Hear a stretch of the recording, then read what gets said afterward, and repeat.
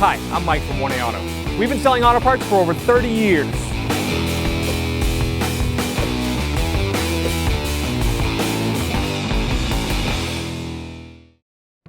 What's up, guys? I'm going to show you how to remove and reinstall a blower motor in this 2009 Honda CR-V. If you need a blower motor for your vehicle, check out 1aauto.com. Underneath the glove box on the passenger side, there's a little cover here. What you're going to do is you're going to grab the front part of that cover and pull it down. There's some clips that hold it in. And then you're going to pull it forward. There's some pins in the back that hold that in. All right, and that blower motor is right here. And the connector is right here. We're going to push on this little tab here and pull it down. So we have some T25 screws. There's one right here. There's one right here. There's also one on the back here, 3 of them. We're going to use a T25 Torx bit and an extension and a ratchet. It's easiest to take the back one out first.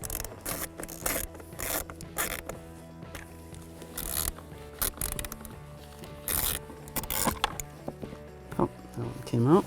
And then take the last one out.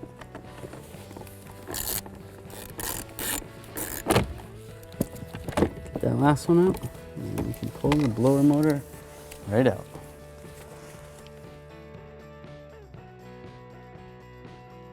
Now to reinstall the blower motor, there's this little exhaust port that lines up with this little hole here.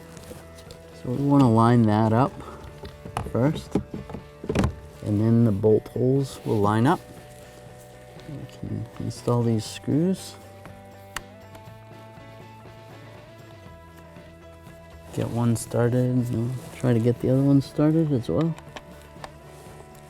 All right, once you get those all started, then we're gonna snug these up with our T25 extension and our ratchet.